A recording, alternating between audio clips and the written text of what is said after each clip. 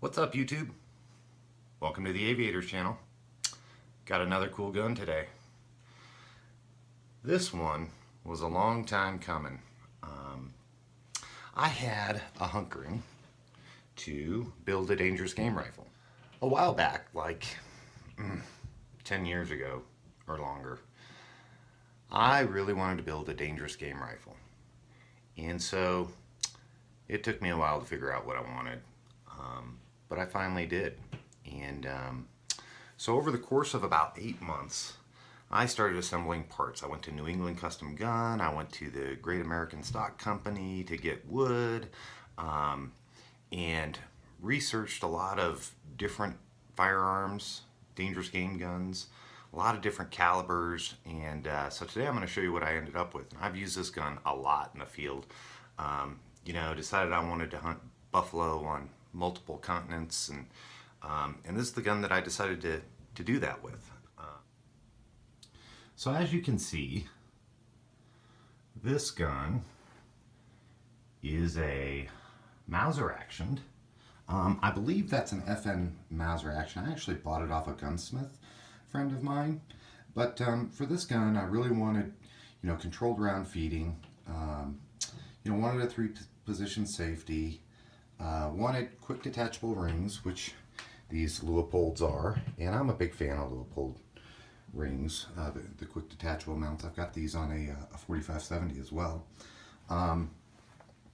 Moving down the gun, had an island rear sight installed, so we got 50, 100, 200, and 300 yards. Now, I'm never going to shoot this gun that far, but I wanted those kind of sights. I have a barrel band swivel stud there, and then a barrel banded front sight. Now I'm going to go through this in a little bit more detail. You'll notice the stock, while it's a very pretty stock, it's got an ebony 4-end tip there. It is a very straight grained piece of wood, and the reason why I wanted that straight grain was because this is a heavy recoiling rifle, and I'll talk more about the maker and what's actually inside the gun, because there is some magic there. It's got a Timney trigger and a quick release. Let's see if you can see that quick release magazine, as well as a inletted recoil pad. And I had that recoil pad inletted just because I thought it looked cool. So what I wanted out of this gun was dead reliability, accuracy, and I wanted it to go bang and hit the same spot every time I pulled the trigger. I think I mentioned that's a Timney trigger in there. The recessed latch there. Swept back bolt handle. And then the scope. A lot of people are going to say, man, why would you put a Burris scope on a rifle like this? Well, this isn't just any Burris scope. Years and years ago, Burris made this scope, little compact 4-power. And it is a dead reliable, dead simple scope that I love. If I could buy a truckload of these, I would. Now, you've seen my other guns, and I've got Swarovski and Schmidt and Bender and Leopold, and I believe this is one American scope that's just as good as any of those. It's nice and bright, fits the gun well. It's quick detachable, so I want reliability. Now a little bit about the custom maker. The guy I had build this gun, his name was Darwin Hensley. And I don't believe Darwin is still alive, but he was a pretty sought after gun maker on the West Coast. And mostly known for his stocks, but he did do dangerous game guns. And so I reached out to Darwin years ago and said, hey, I'm going to send you a whole box of parts, and will you assemble it and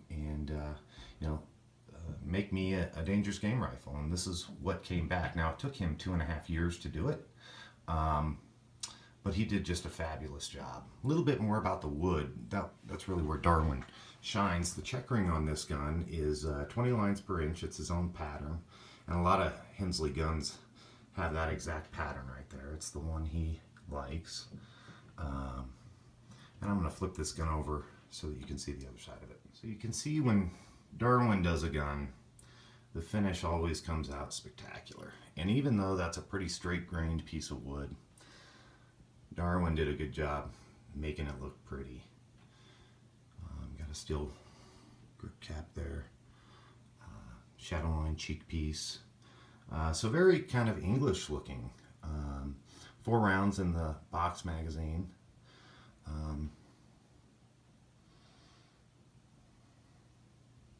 Now something neat here. The barrel banded front sight is an ivory bead that can be flipped over to reveal a gold bead for long range shooting. Pretty neat. I usually keep that down. Should keep it up. So the other thing that Darwin did, which he normally doesn't, is he pillar bedded this gun. So it's sitting on pillars, so when you, at the attach point up under there, that screw, it's metal on metal. And then the entire channel and the rear of the action tang area there is bedded. And that's just to manage the recoil so that that thing never cracks. Now, a lot of people might ask, why would you put such a plain piece of wood on such an expensive rifle? And I say, well, as you get a lot of figure in wood, it tends to get brittle. And unless you have the perfect piece of wood for these heavy recoiling rifles, you know, it's going to crack on you. And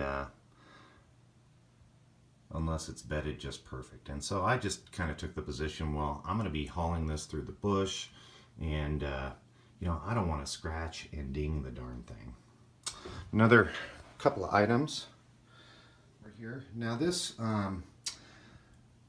bolt is jeweled, and Darwin just did a fabulous job on that jeweling. It looks really good. You'll see that it's fitted barrel channel there nearly perfect. I can't find a flaw. And he does all these by hand. The shilling barrel on this was custom turned to the profile I wanted. He did that. Trigger breaks at about 4 pounds, which I like on a heavier recoiling rifle. The action is just silky smooth, and you can see that it's jeweled down in there as well. Just a gorgeous, gorgeous gun. And it is buttery smooth. So the action has been trued, the bolt face has been trued, and it turned out exactly as I wanted it. Decock it there. 3-position safety, which I like.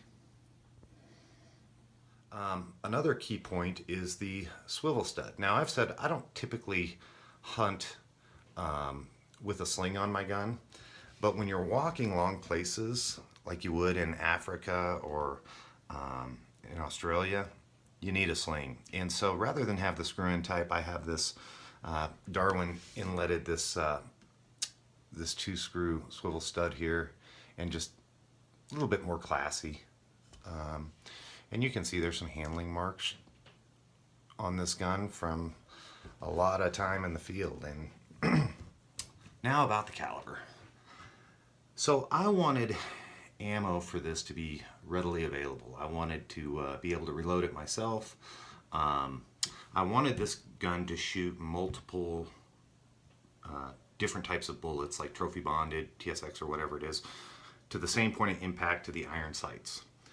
And so Darwin, I don't know how he does that, but he was able to get me 2 factory loads that shoot to the same point of impact, and then I have an all-around load that I have the loading data for, that I can, you know, load ammo and be absolutely certain it's going to be dead on. And so this gun shoots the 416 Remington Magnum. Now, a lot of people would say, gosh, why wouldn't you build a 416 Rigby or something else? And you know, the areas where I'm hunting, you know, particularly Argentina and Australia, This ammo is very readily available, much more so than like a 416 Rigby. The other thing is you can make this ammo with some simple dies and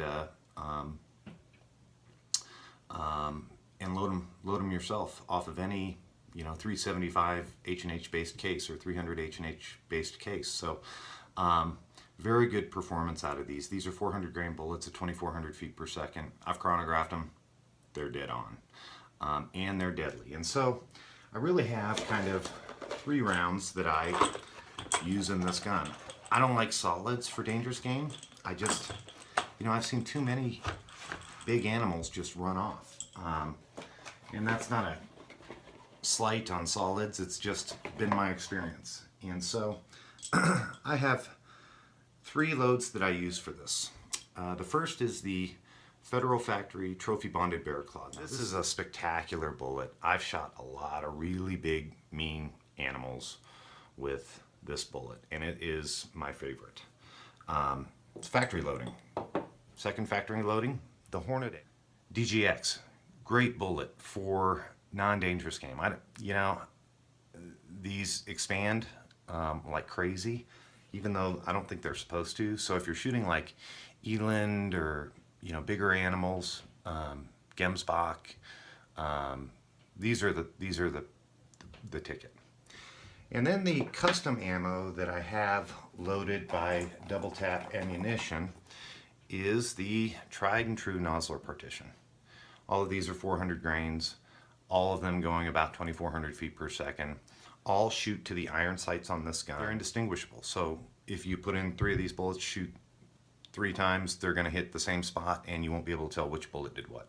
So ammo's pretty important when you're going out of the country and you want to be sure you have ammo. Now in Africa you can get 416 Rigby all over, it seems like, and so for Africa this 416 Remington is probably not a great choice, but since Africa's only one of kind of 4 places I really like to hunt dangerous game, the other 3, this stuff's readily available. Other things about the gun. I typically don't hunt with iron sights. I like this Burris 4-power, and I'll move that again. Just a fantastic scope. If you ever come across one of these, buy it. You cannot go wrong on a dangerous game gun with it. You can't go wrong with a Leupold or a lot of other ones, but this little Burris 4-power has been a spectacular scope for me. I've had it on a couple different dangerous game rifles, and this is kind of my go-to rifle at this point. If I'm gonna hunt anything big, wherever I go, this is gonna be the gun. And the funny thing about this gun is it's my only kind of named Magnum gun. All my other guns are, 45-70, 30-06, 270, This is the only Magnum, well, has a rim, has the Magnum rim, that I have. And this has been a very reliable gun for me. So I hope you like this this little video of my cool DGR rifle, dangerous game rifle. And I can't wait to take it back in the field again. All right, until next time.